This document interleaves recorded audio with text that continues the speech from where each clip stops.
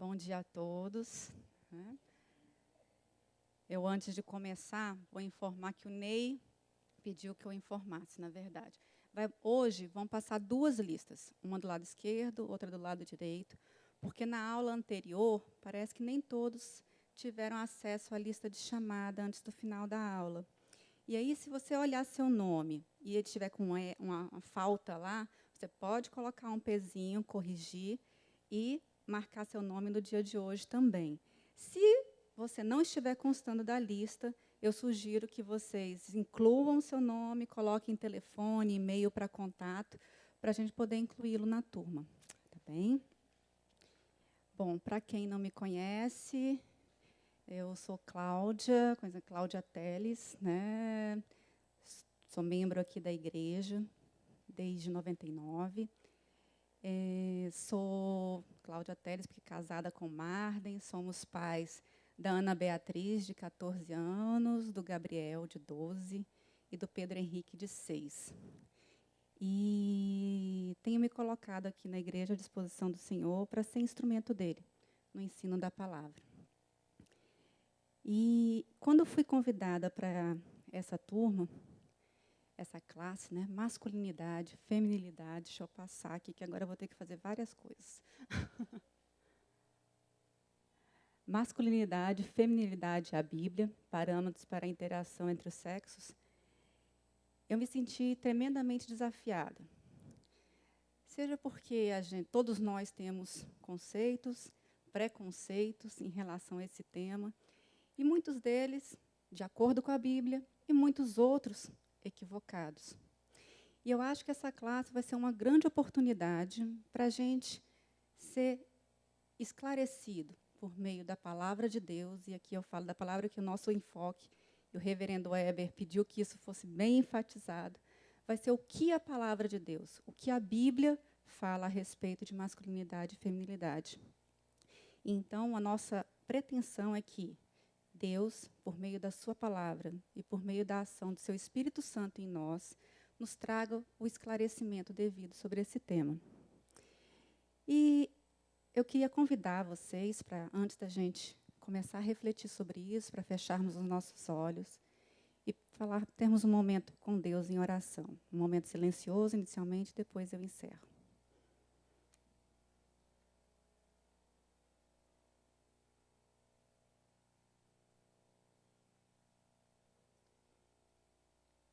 Senhor meu Deus, te agradeço, porque o Senhor é Deus. Te agradeço porque o Senhor cuida de nós. Te agradeço porque teu Santo Espírito move os nossos corações e nos faz desejar, Senhor, estar em tua presença, termos comunhão contigo e aprendermos do Senhor. Obrigada, Senhor, por estarmos aqui nesta manhã, para ouvirmos a tua palavra e para que o Senhor fale profundamente aos nossos corações para o nosso crescimento. Em nome de Jesus, me usa como teu instrumento, Senhor, para o crescimento de todos que aqui estão. Em nome de Jesus. Amém.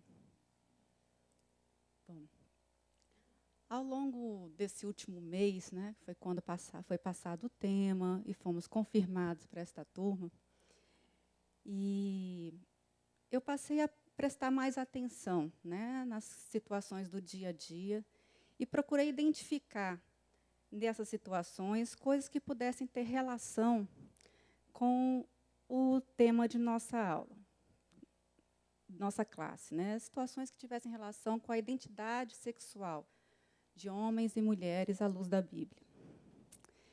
E a primeira coisa que eu me deparei, né, e logo de cara isso saltou aos olhos, é que na nossa sociedade, sexo e gênero já não podem ser ditos como sinônimo. Eles podem não significar a mesma coisa, e não raras vezes eles significam até coisas bem distintas. E nessa última semana, com a atenção voltada para a nossa classe de hoje, que é Homem e Mulher, Obra da Criação, que foi iniciada pelo reverendo Weber na aula passada, eu me deparei com algumas situações que me chamaram a atenção. Primeiro, lendo matérias jornalísticas, em uma delas, a entrevistada, que era transgênero, né, e eu tive que me familiarizar também com essas questões, ou seja, não é nem, ela tem uma identidade sexual diferente de homem e mulher. E ela dizia que nem todo homem que é biologicamente homem tem que ser homem ou masculino. E que nem toda mulher que é biologicamente mulher tem que ser também mulher ou feminino. E eu percebi que isso era uma fala comum em várias outras entrevistas que eu tive acesso. Em uma outra situação, eu estava no salão, aguardando a minha vez de ser atendida, e duas senhoras estavam conversando, até num tom um pouco mais alto, porque o secador estava ali no ouvido dela. E uma delas falava para a outra sobre... E aí eu fui pegando um pouco da situação. Uma delas falava para a outra sobre a situação de um neto. E com o transcorrer da conversa, um neto adolescente, seus 16 anos, e com o transcorrer da conversa, eu fui entender que, na verdade, o neto era uma neta. E que, há poucos meses, havia iniciado um processo de transformação. E estava se tornando um rapaz, com barbas, havia já tirado, na verdade, através de hormônios, reduzido as mamas. E ela comentava, e eu não acompanhei, mas fiquei sabendo, que em uma novela da Rede Globo dessa semana, havia uma situação semelhante a essa ocorrendo. E ela contava ali para outra senhora, com uma certa alegria, que durante a transmissão da novela e no dia seguinte, várias pessoas do seu círculo de amizade mandavam mensagens ou ligavam para ela dizendo: olha, está vendo, não é só com você que acontece. Com outras pessoas também acontece, e isso vai se tornar comum cada vez mais. Essa foi uma situação que me chamou a atenção. Em outra situação, e aí vendo uma notícia no portal G1, agora de julho desse ano, eu observei, né, uma notícia que me chamou a atenção, que era sobre um bebê recém-nascido.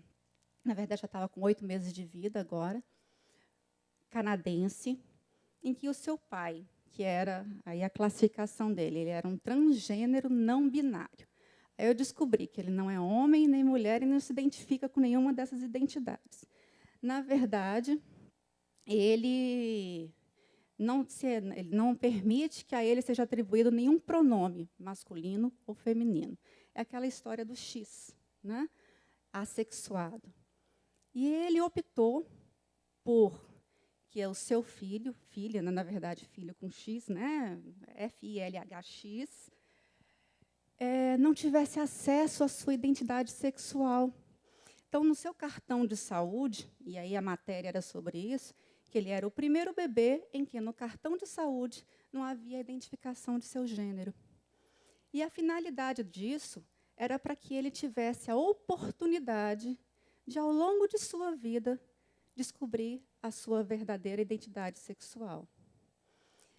Essas questões, né, chamaram a atenção porque ela é o reflexo da nossa sociedade. Né? A nossa sociedade é assim... Agradecer a Deus pela palavra, né, no culto, que está tão afastada da ideia original de Deus, lá no paraíso, né, como pregado pelo reverendo Reiner.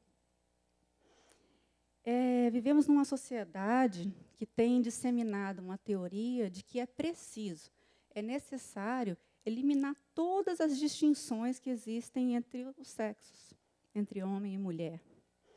Precisamos desconstruir os padrões de gênero, como se tudo aquilo que fosse masculino ou feminino, na verdade, fosse uma criação, uma construção social. E essa ideia, como a gente acabou de ilustrar, ela tem, na verdade, encontrado inúmeros seguidores. Por quê? Porque ela se baseia num princípio politicamente correto da relatividade, do relativismo, do direito, né, de ser o que você deseja ser, da liberdade de ser aquilo que você deseja ser, né, e da busca da felicidade, seja ela como for. E isso, então, transformou algo que era para ser extremamente simples, ou seja, determinar se é feminino ou masculino, era para ser uma escolha simples, né? 2 escolhas, em algo tremendamente complexo. E aí, vendo também sobre isso, eu vi que no Facebook, já há alguns anos atrás, no Facebook americano, havia a possibilidade de você se identificar o seu gênero, perfil, de mais de 50 formas. Né? Então, algo simples que era para escolher A ou B, se tornou além do alfabeto. E toda essa confusão, né, faz com que a gente se mergulhe num profundo relativismo. Homens e mulheres, então, de todas as idades, a gente vê até com os bebês, né, adolescentes, adultos, idosos, estão assim, encontram uma profunda confusão em relação à sua identidade e ao papel sexual que ele desempenha nesse mundo. E essa confusão da identidade sexual, ela produz consequências, tensões, problemas em todas as esferas da vida, seja na vida individual, seja na vida em família, seja na vida na igreja, seja na vida em sociedade. Né? E esse é o objetivo da nossa classe. Enfrentar essas questões à luz da palavra de Deus, apesar da gente ter apresentado uma bibliografia, lá na ementa do nosso curso tem uma bibliografia com alguns livros, com sites, que eu recomendo a leitura, mas a nossa intenção é, na palavra de Deus, ver aquilo que Deus tem para os nossos corações, para afastar toda essa confusão da nossa mente, e para que a gente possa responder aquelas questões que estão lá na nossa ementa. Né? Quais questões são essas? Qual o significado de masculinidade e feminilidade? Em que aspectos homens e mulheres são fundamentalmente iguais? Em que aspectos são fundamentalmente diferentes?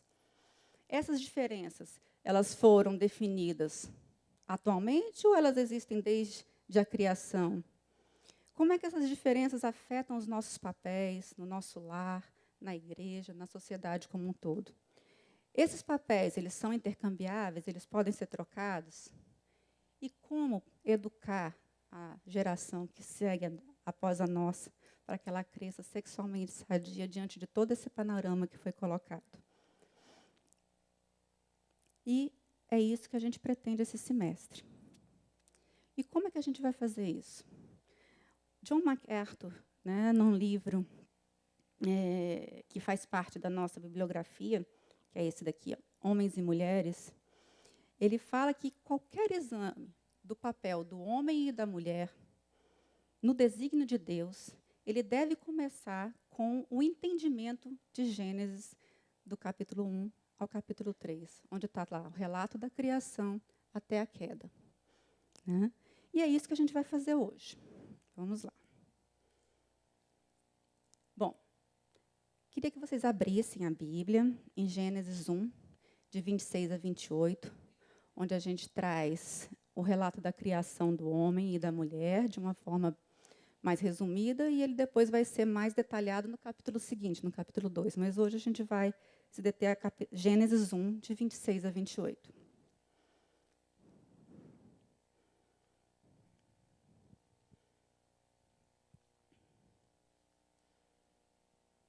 Podemos ler?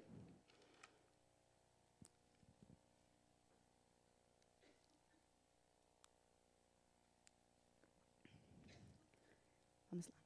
Também disse Deus: façamos o homem à nossa imagem, conforme a nossa semelhança.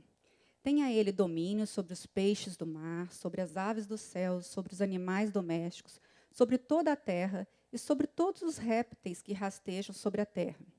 Criou Deus, pois, o homem à sua imagem. A imagem de Deus o criou. Homem e mulher os criou. E Deus os abençoou e lhes disse: sede fecundos, multiplicai-vos, enchei a terra e sujeitai-a.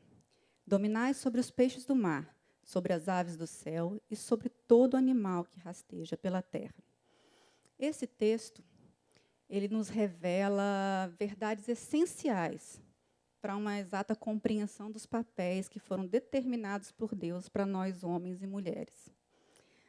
O reverendo Weber, para quem estava aqui na última aula, ele encerrou a apresentação dele afirmando que Deus, que não é homem nem mulher, ele é espírito, criou o homem, criou o ser humano e criou tanto homem como mulher à sua imagem e semelhança.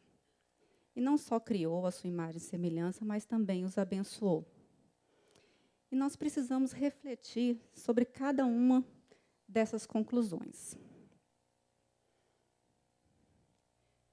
E é isso que a gente vai fazer. Nós vamos falar sobre Deus criou o homem, Deus criou o homem à sua imagem, e Deus criou homem e mulher.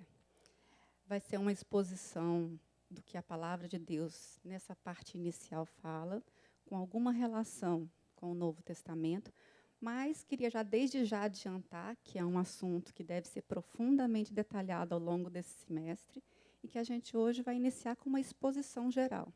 E em cada uma de nossas próximas aulas, a gente vai se deter com profundidade em cada um desses pontos. Número 1. Deus criou o homem. No texto que a gente acabou de ler, Gênesis, no primeiro versículo que lemos, o versículo 26, está registrado que façamos o homem à nossa imagem, conforme a nossa semelhança, e domine sobre os peixes do mar, e sobre as aves do céu, sobre toda a criação que já havia. Deus nos criou, e desde lá do Éden, muitos de nós vivemos a vida toda sem entender qual era o propósito de Deus ao criar a humanidade. E eu falo daquele propósito geral. Olhamos a Bíblia geralmente com um enfoque humanista, colocando o homem no centro de tudo, e acabamos concluindo, assim, de uma forma equivocada, que toda a criação foi feita, inclusive a da humanidade, para que o homem fosse salvo e pudesse viver eternamente com Deus. E a nossa conclusão coloca que tudo gira em torno do homem e das necessidades dele. Essa visão, ela ocorre porque normalmente a gente centra o nosso olhar, a nossa atenção no homem caído. E como o homem estava perdido, ele de fato necessita da salvação. E é claro que Deus, ele não deseja que o homem se perca. Na verdade, a Bíblia traz em vários versículos, de forma bem clara, que Deus deseja a salvação do homem. A gente pode ver, por exemplo, em 1 Timóteo, capítulo 2, versículos 3 e 4, a palavra de Deus nos dizendo que isto é bom e aceitável diante de Deus, nosso Salvador, o qual deseja que todos os homens sejam salvos e cheguem ao pleno conhecimento da verdade. Em 2 Pedro 3, versículo 9 também, está escrito: não retarda o Senhor a sua promessa, como alguns a julgam demorada. Pelo contrário, ele é longânimo para convosco, não querendo que nenhum pereça, senão que todos cheguem ao arrependimento. Então, é desejo de Deus, sim, a salvação. Mas a gente não deve confundir aquilo que é o desejo de Deus com aquilo que era o seu propósito original, o seu objetivo quando criou o mundo e nele a humanidade. Ou seja, com aquilo que estava no coração de Deus antes mesmo da fundação do mundo. E aí a gente vai lá para o Novo Testamento de novo, em Efésios, capítulo 1, versículo 4, está escrito que, porquanto Deus nos escolheu nele, antes da criação do mundo, para sermos santos e irrepreensíveis em sua presença. Então, antes da criação, Deus já tinha um propósito para nós, ao criar a humanidade. Então, não é algo novo que surgiu após a queda. Então, a salvação, apesar de fazer parte desse plano único de Deus, ela não é o seu propósito original. E aí vem a primeira pergunta. Por que é, então, que Deus criou o homem? Criou a humanidade? Aí nós temos lá. Antes daquilo ali, vou fazer umas observações. Deus, a gente pode até pensar, quando criou o homem, será que ele criou porque ele estava se sentindo sozinho? A própria palavra de Deus diz que não.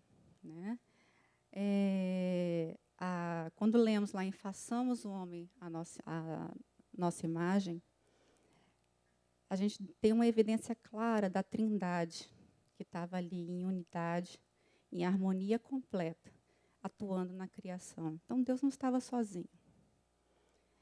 Não foi uma necessidade de companhia que levou Deus a criar o homem. E também, Deus não criou o homem porque ele precisava do homem para realizar algo que ele não podia fazer. Né? E há evidências também, se a gente vê todo o relato da criação, da plenitude de Deus, da força de Deus e da sua suficiência para fazer do nada, surgiu tudo. Então, Deus não criou nem porque estava sozinho e nem porque precisava de um homem para qualquer coisa. Né? Quando Deus criou o mundo, Ele assim o fez porque Ele queria que o homem expressasse na terra a sua glória e autoridade. E Ele queria também que a sua glória fosse revelada a todas as nações. Isto por quê? Para que Ele recebesse a glória de todas as nações. E a gente vê isso de forma clara no Salmos 96, quando fala: anunciai entre as nações a sua glória, entre todos os povos as suas maravilhas.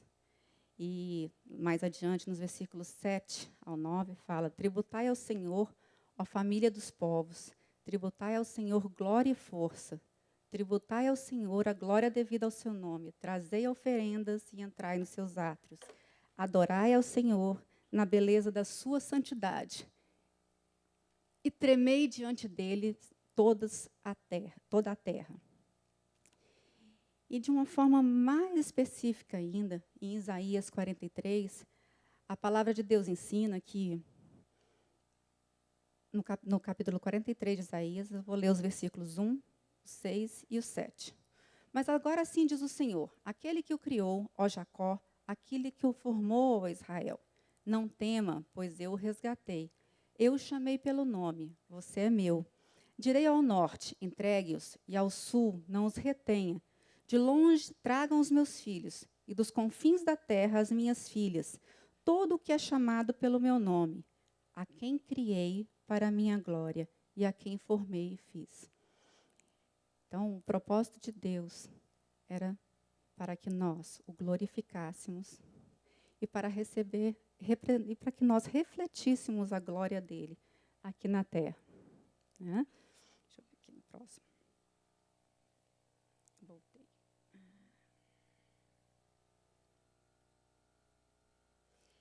E essa,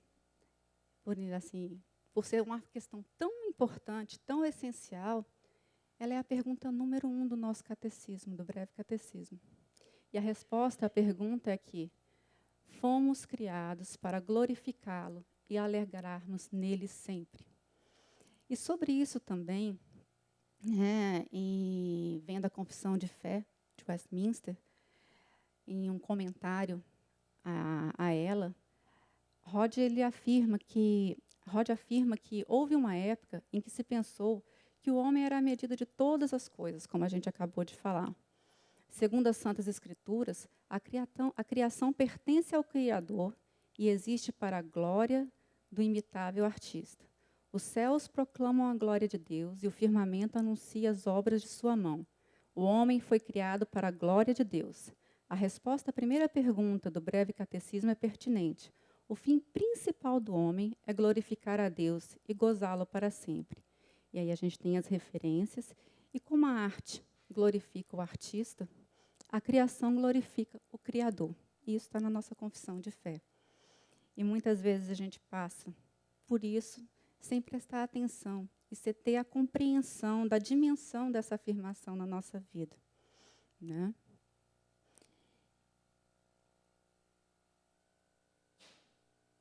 O segundo ponto é que, após sabermos que nós fomos criados para a glória de Deus, para glorificá-lo e para refletirmos a glória dele aqui na terra, nós precisamos saber algumas coisas, que Deus criou esse homem com esse propósito, e esse homem tem a sua imagem e semelhança.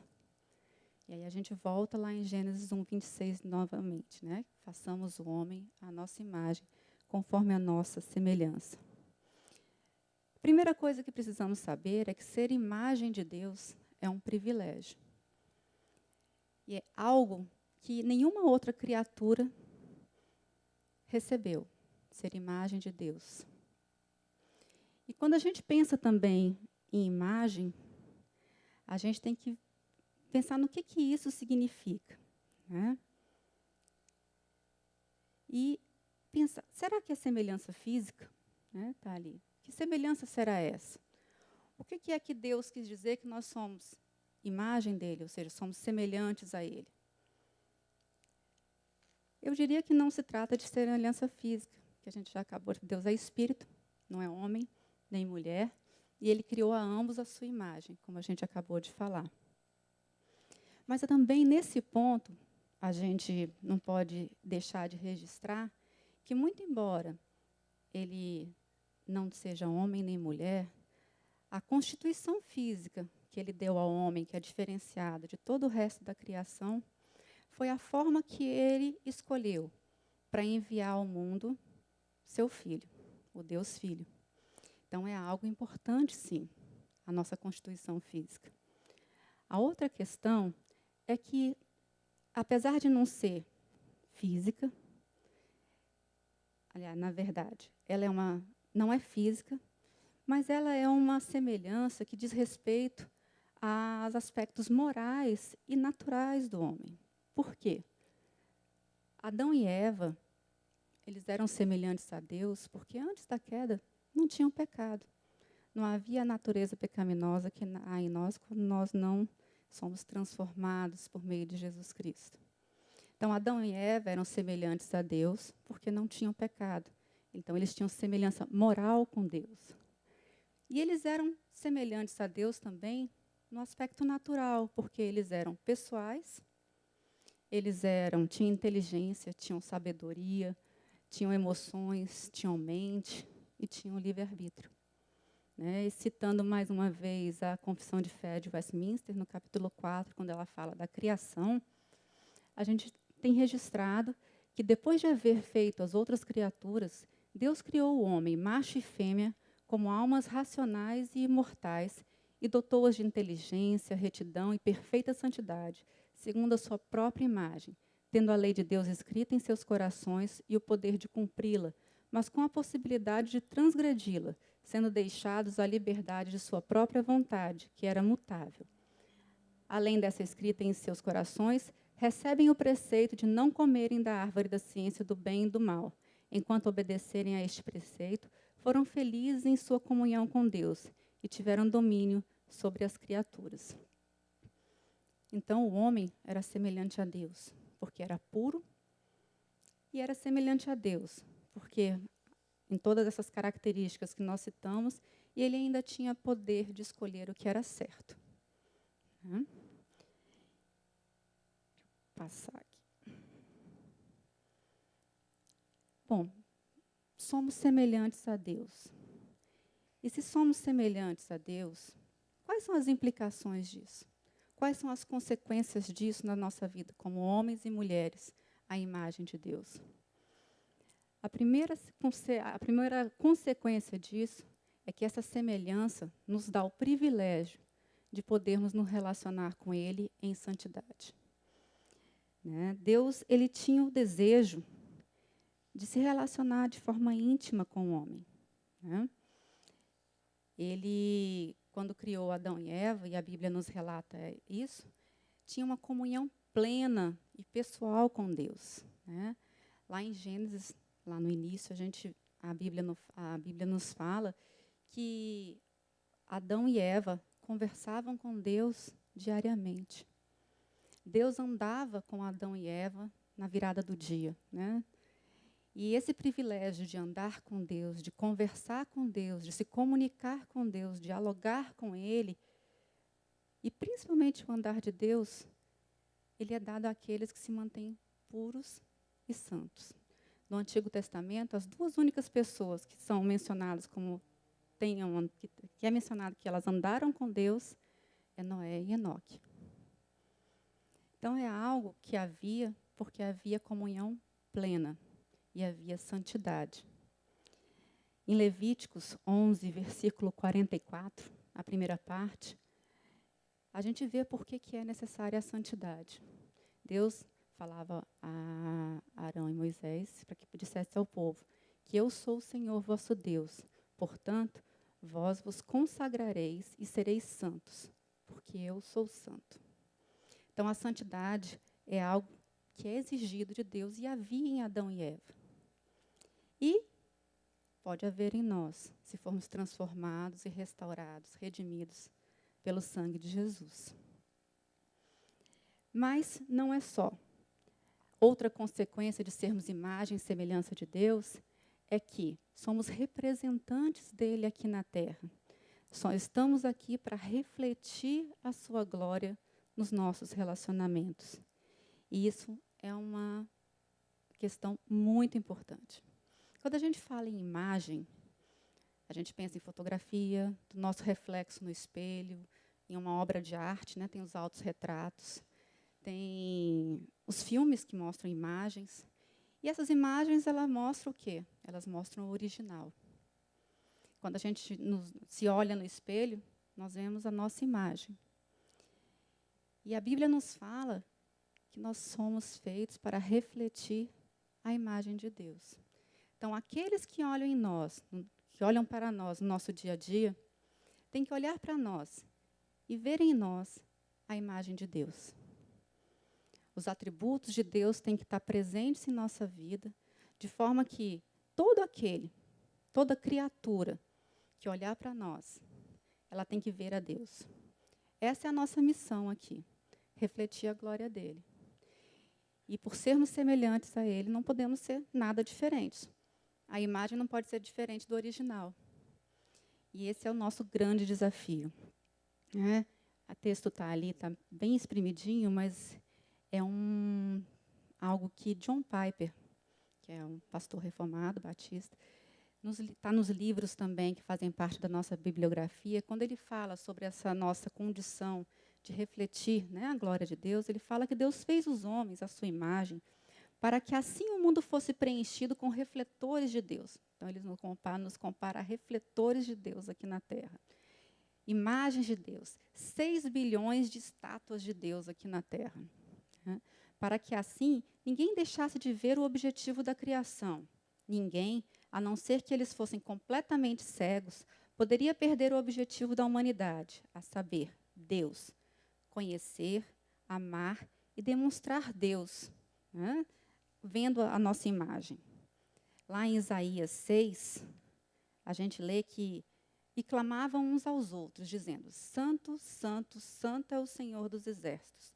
Toda a terra está cheia de sua glória. Eu queria que vocês abrissem a Bíblia em Isaías 61, e a gente vai fazer uma leitura. Quem tiver com a versão revista e atualizada, Almeida, revista atualizada, a gente poderia ler juntos, sobre a importância disso, que está relacionada a essa questão de sermos reflexo de Deus aqui na Terra. Né? 61, versículos 1, 2 e 3.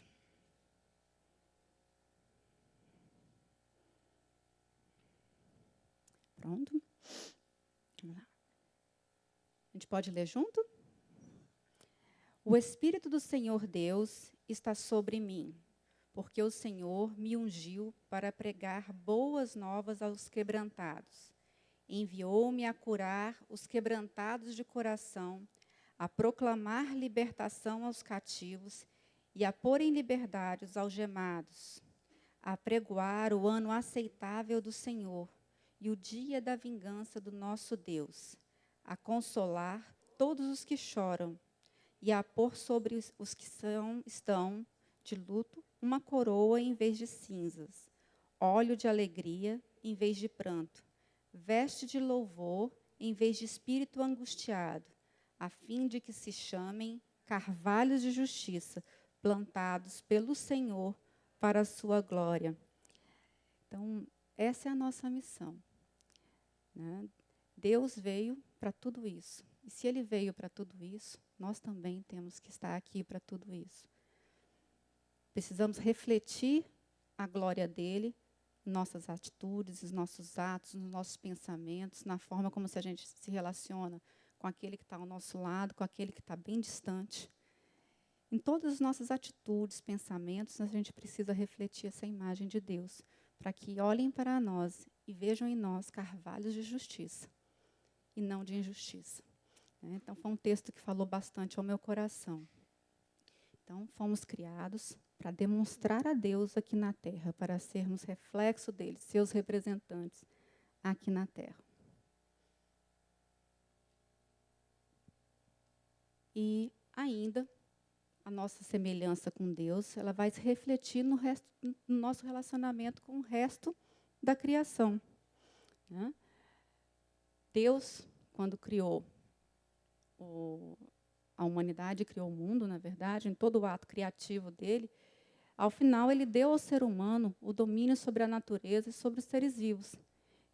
Nós fomos investidos de autoridade e domínio para governar a criação como representantes de Deus.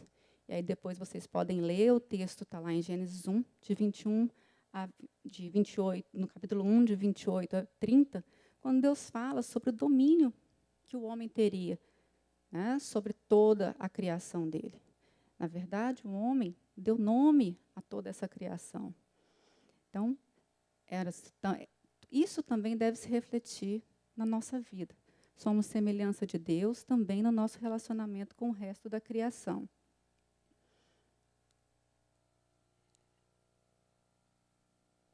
Por último, e aqui a gente vai iniciar algumas questões que vão ser bem aprofundadas nas próximas aulas, é que Deus nos criou homem e mulher.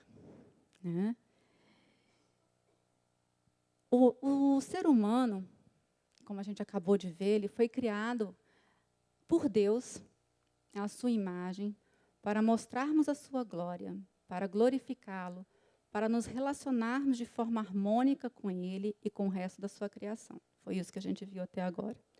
Homem e mulher foram abençoados e comissionados por Deus para serem corregentes da criação.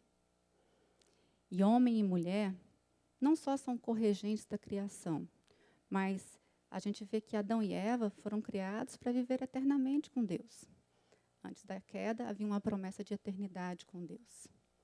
Nós também, em Cristo, fomos chamados para essa homens e mulheres, co-herdeiros da graça divina, da vida eterna com Ele por meio de Jesus Cristo.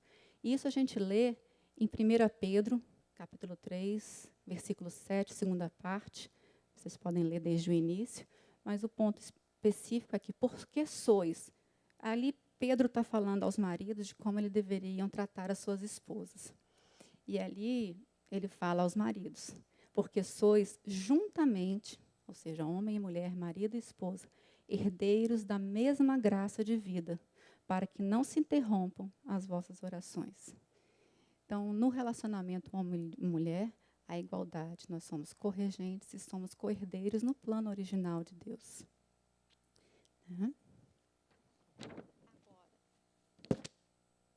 Essa igualdade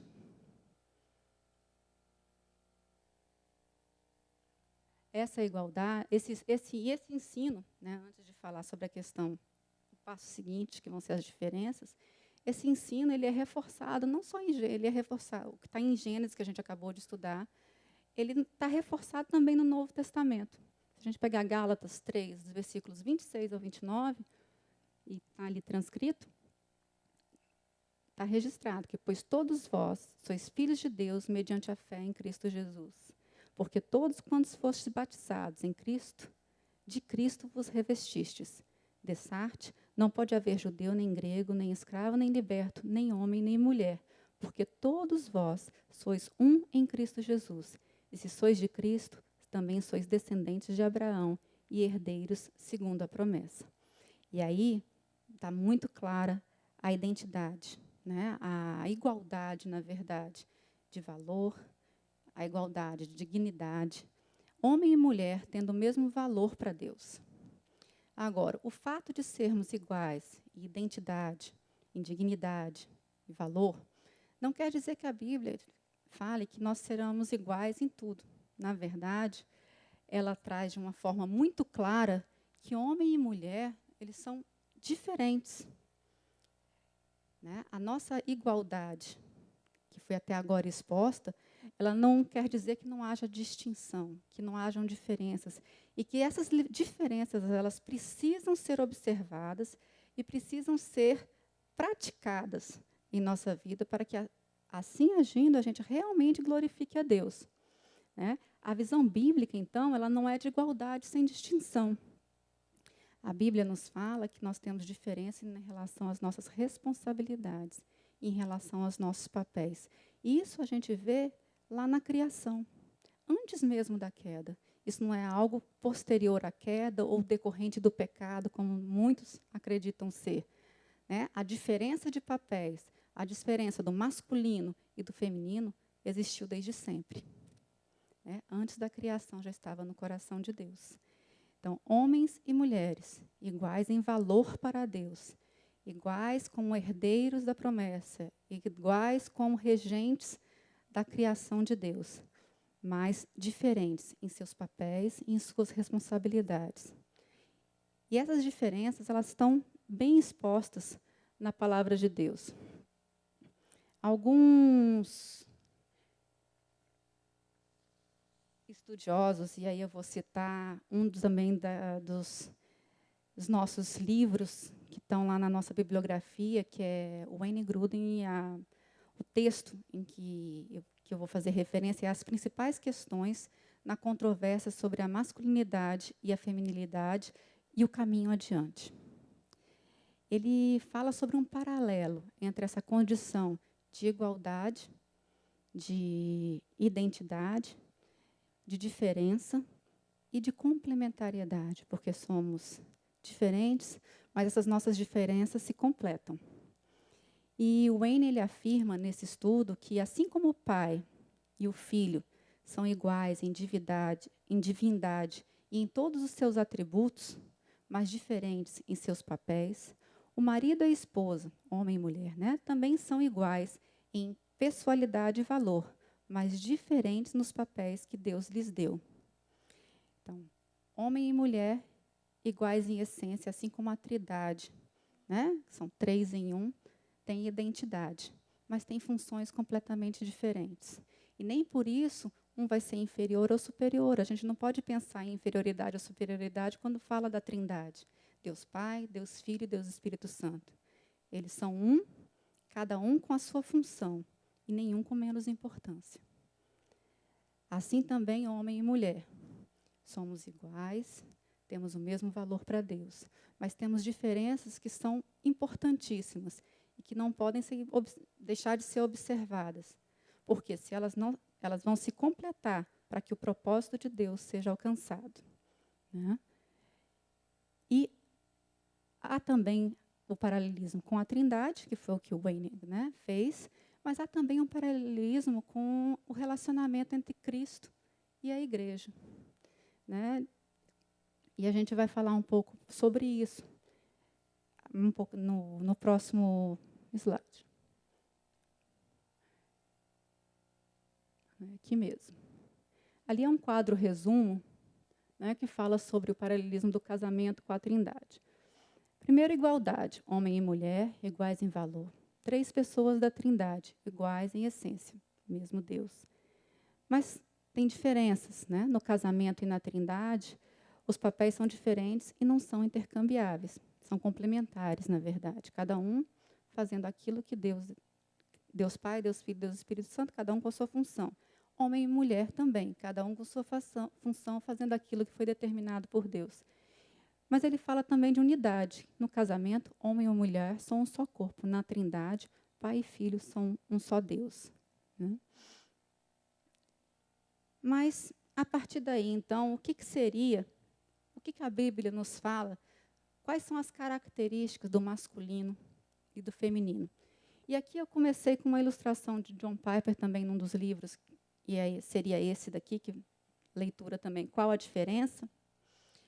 Ele fala assim que se atreveu a fazer 2 conceitos de masculinidade e feminilidade.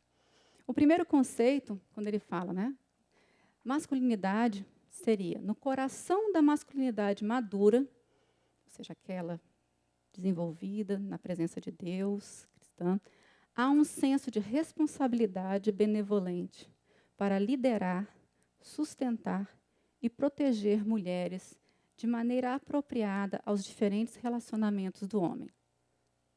E como feminilidade, ele define que seja, no coração da feminilidade madura, há uma disposição libertadora de afirmar, receber e cultivar a força e a liderança de homens dignos, de maneira apropriada aos diferentes relacionamentos da mulher. E aí a gente traz alguns pontos. Masculinidade, função de liderar, de sustentar e de proteger. E liderar é assumir um padrão geral de iniciativa para conduzir a mulher. Agora, não é para conduzir de qualquer forma. E aí a gente vai para o paralelismo, e por isso eu pulei, de Cristo com a igreja. Jesus, líder, né? Ele liderava de forma como? Serviu. Ele nos ensinava que precisavam ser sérios. Ele veio para servir. O marido, ao liderar, tem que se lembrar disso. Ele lidera para servir. E ele lidera com um amor sacrificial. Jesus se ofereceu como sacrifício por nós. Essa também é a liderança do homem. Uma liderança servil, sacrificial, que vai honrar a esposa e vai valorizá-la. Essa é a liderança de Deus. Porque muitas vezes a gente pensa em liderança como algo que seja só para dar poderes, né? Vou mandar. E liderar é uma responsabilidade, na verdade. Se ela não for bem desempenhada, ela pode levar à destruição. Líderes com objetivos e com propósitos que estejam distantes desses aqui estabelecidos por Deus, podem levar toda uma humanidade à destruição. Então, a liderança tem que ser servil, ela tem que ser sacrificial e ela tem que honrar, valorizar a esposa. Mas fala também em sustento, né? Que é assumir a responsabilidade primária de sustentar a família. Isso está lá no Éden, quando Deus deu ao homem o trabalho, né, de cultivar, de plantar para o seu próprio sustento, para que fosse tudo multiplicado e para que crescesse a sua criação. E a proteção é de assumir a responsabilidade de proteger as mulheres. Parece algo tão distante, né, do que a gente tem visto hoje em nossos dias, mas é o ideal. E falando das mulheres, a gente vê que John Piper colocou 3 verbos: afirmar, receber e cultivar. E ele propositalmente não colocou submissão ali no meio. E a gente vai falar sobre isso a seguir, porque existe a submissão, sim. Não tirei dali por achar que não tem que haver submissão, não. Né? Ele fala que afirmar é a mulher se colocar numa posição de defender o conceito bíblico de complementar. Afirmar que ela é complemento daquilo que é o homem. E ser complemento, aqui eu queria frisar, não é ser inferior. Quando a Bíblia, e a gente vai falar um pouquinho sobre isso, quando a Bíblia fala de auxiliadora idônea, esse termo auxiliadora, se a gente for lá para o original, é Ezer. E Ezer é um termo que é atribuído a Deus em várias outras passagens da Bíblia. Então, quando se fala em auxílio, em momento algum está se falando de uma posição inferior, de menos valor para Deus. Na verdade, está falando naquela que vai ser companheira, que vai estar ali para completar, para aquilo que não é característica masculina, ela vai estar ali para completar. Aquilo que o homem precisa de força para exercer a sua liderança, ela vai estar ali para completar. Aquilo que ele precisa para ser incentivado a desempenhar aquelas características que ele não esteja desempenhando, ela está ali para completar e não para assumir esse papel. Isso a gente vai tratar de forma mais profunda nas outras aulas. Mas é importantíssimo que a gente saia daqui hoje com essa certeza no coração, que ser auxiliadora não quer dizer ter menos valor. E quando a gente parte dessa premissa de que ser auxiliadora não é ter menos valor, não é ter menos valor para Deus, vários outros preconceitos existentes acabam sendo derrubados. E aí a gente pode, nesse ponto, voltar ali um pouco para a questão de Jesus conversando com seus apóstolos. Foi uma passagem que Deus falou muito ao meu coração. Quando eles estavam ali discutindo sobre quem tinha mais valor para Deus, quem era o primeiro, quem era o segundo, quem tinha mais importância, né? E Jesus deixou claro para eles que não existia primeiro, né? Quem quer ser o primeiro, que seja o último. Aquele que quer ser maior, que sirva, né? Que se empenhe em servir.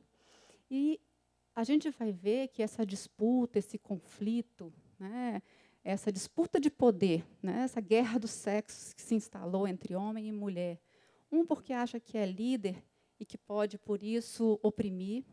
E a outra que não quer ser oprimida de forma alguma e que não aceita ser chamada de auxiliadora porque acha que essa é uma função de menor valor, entram em guerra, entram em conflito e, em conflito, o propósito de Deus, que é glorificar o nome dele, ser glorificado aqui na terra, jamais vai ser alcançado.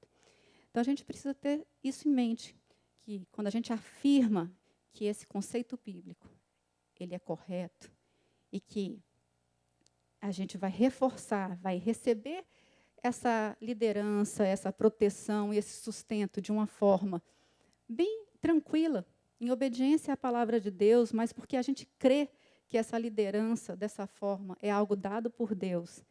E a gente vai deixar o homem desempenhar esse papel sem querer assumir o lugar dele, porque muitas vezes a gente está nessa situação. Né? O marido, às vezes, está num momento de dificuldade, e não exerce como deveria exercer a liderança, e ao invés de incentivá-lo a ser o líder que ele deveria ser, muitas de nós, mulheres, assumimos o papel desse líder. Né? E isso acontece que vai tirar a harmonia que deve existir no relacionamento. Mas isso não é só para casados também.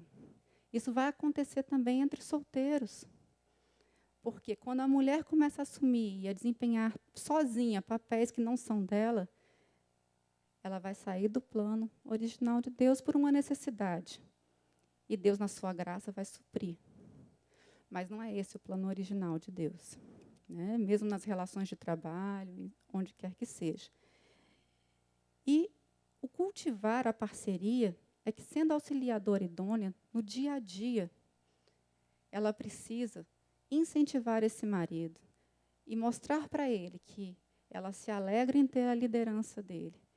Ela se alegra em ser protegida e sustentada por ele. E, com alegria, ela recebe esse mandato. Né?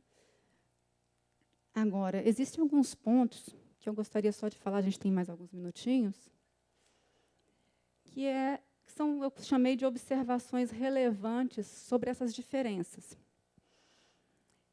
E número 1 é que essas diferenças nas funções, elas não se apoiam em quem é mais ou menos competente, nem em quem tem mais ou menos facilidade para uma determinada tarefa. Elas são uma ordem divina. Porque, às vezes, a gente pensa, não, quem pode ser líder, o homem ou a mulher, depende de quem tem mais habilidade, quem é mais competente. E, na verdade, essa é uma questão determinada por Deus. É uma ordem divina. E, como ordem divina, ela é para ser obedecida. Né? O segundo ponto é que, embora diferentes, homens e mulheres foram criados de forma complementar, como a gente vinha falando. E da forma como eles foram criados lá no Éden, antes da queda, eles se relacionavam em perfeita harmonia. Né? Quando foram criados, havia perfeita harmonia na ordem estabelecida por Deus e nas características que deu Deus a cada um deles. Né? E aí a gente vale a gente destacar que esse relacionamento homem e mulher, qual era o propósito primordial dele? Aí a gente vai ver lá no capítulo 2 de Gênesis, no versículo 18, né, quando Deus fala que não é bom que um homem esteja só, far-lhe-ei uma auxiliadora que lhe seja idônea, ou seja, semelhante, adequada. E por que não é bom que o homem esteja só? Porque ele precisa de companheirismo. Assim como Deus queria se relacionar de forma íntima com o homem, com a humanidade, homem e mulher precisam também desejar se relacionar de forma íntima, seja no casamento ou como homem e mulher solteiros, né, fora do casamento. Esse é o propósito primordial do relacionamento homem e mulher. Mas, para que seja companheira, ela precisa ser essa auxiliadora que a gente já falou um pouco antes. E idônea porque ela vai ser adequada, ela vai ser complementar o homem. Aquilo que falta a ele, ela vai suprir. E aquilo que falta a ela, ele vai suprir. Tem que haver essa simbiose, né? Essa comunicação entre eles, essa complementaridade entre eles. E o terceiro ponto é que a liderança, e a gente já falou sobre isso agora mesmo, ela implica em amor sacrificial, como o de Cristo pela igreja. E vai ser uma liderança servil e sacrificial. E aqui vem a submissão. A igreja se submete a Cristo porque reconhece nele esse amor servil, esse amor sacrificial que deu a sua própria vida por ela. Assim também a esposa, que vê no seu marido esse líder servil, que dá a sua própria vida por ela, que tem se empenhado por ela, a submissão, na verdade, não vai ser um peso, vai ser uma consequência lógica desse relacionamento. E ela vai ocorrer de forma natural, e ela vai se alegrar em ser submissa ao marido. Ela vai ter isso como algo alegre, agradável, né? Assim como a igreja vê a Cristo e se submete a Ele. O quarto ponto é que tudo isso que a gente falou, a gente tem que ter a convicção, a certeza de que essa ordem, a identidade, as diferenças, a complementaridade, tudo isso é muito bom. E é muito bom porque é a vontade de Deus para as nossas vidas. E se é a vontade de Deus para as nossas vidas, é a vontade que é boa, perfeita e agradável. E tudo que tiver fora disso não vai ser nem bom, nem vai ser perfeito e nem vai ser agradável. A gente precisa estar convicto disso para poder seguir adiante nas próximas aulas. Bom, e a última coisa a falar sobre essas diferenças é que, apesar da gente estar sempre falando e fazendo menção ao relacionamento homem e mulher, fazendo referência ao casamento, aos ensinamentos de como o marido deve tratar as esposas, tudo isso, na verdade, também é aplicável àqueles que não estão casados, né? A obra redentora de Jesus, que Jesus realiza para o homem e para a mulher, a gente viu lá naquele texto que lemos, né, em Pedro, esse homem e mulher que foram criados à imagem de Deus, ela não depende do casamento. E aí eu trouxe esse texto de 1 Coríntios 7, versículos, na verdade, 7, versículos 8, 32 a 35, que fala que aos solteiros e viúvos, e aí é quando Paulo, parecendo totalmente contrariar aquela declaração de Deus que diz que não é bom que um homem esteja só, fala que aquele que está solteiro, né, ou viúvo, que permaneça nessa condição. Né? Mas, na verdade, o que Paulo está mostrando aí? Existem, na verdade, tarefas, papéis, missões dadas por Deus que vão ser muito melhor desenvolvidas por aqueles que não têm um compromisso de família. Né? Paulo podia ser preso, podia estar aqui hoje, amanhã seguir para a cidade, para outro lugar bem distante, podia passar necessidade, que ele não tinha que pensar na liderança, no sustento e na proteção da sua família. Então, ele estava livre dessas responsabilidades para liderar, sustentar e proteger a Igreja de Cristo. Então, ele estava desenvolvendo as suas características de homem em outra seara. Temos também o exemplo de Jesus, que todo o seu ministério foi como solteiro. Então, esse ideal de Deus para homem e mulher não é só para o casamento. Na verdade, é para as nossas vidas, para tudo aquilo que a gente faça e em tudo aquilo que a gente se envolver. Né? Acho que a gente pode passar adiante e passar algumas conclusões. Só resumindo o que a gente viu aqui hoje. Né? Que Deus, Ele nos criou à sua imagem. De fato, e a gente queria que vocês introjetassem isso, tanto Adão como Eva e toda a sua descendência, ou seja, nós, Fomos criados à imagem de Deus, iguais diante dele em dignidade e valor, mas distintos em sua masculinidade e feminilidade. Então, essa confusão de identidade sexual e gênero está completamente fora do ideal de Deus para o homem e para a mulher. Devemos glorificá-lo desta forma, como homem e mulher, cada um desempenhando, cada um da sua forma, né? Cada um desempenhando os papéis que nos foram confiados por Deus. Essas distinções nos papéis foram ordenadas por Deus como parte da ordem criada e devem encontrar eco, reflexo em cada um de nós. É isso que a gente deve buscar, ter a identidade de homem e mulher e desempenhar os nossos papéis segundo esse propósito de Deus. E, ainda, que sejamos homens e mulheres cientes desses nossos papéis e ávidos, desejosos para que, independentemente de nossa situação civil, seja solteiro, casado, viúvo ou outra condição, possamos refletir a glória de Deus em nossas vidas.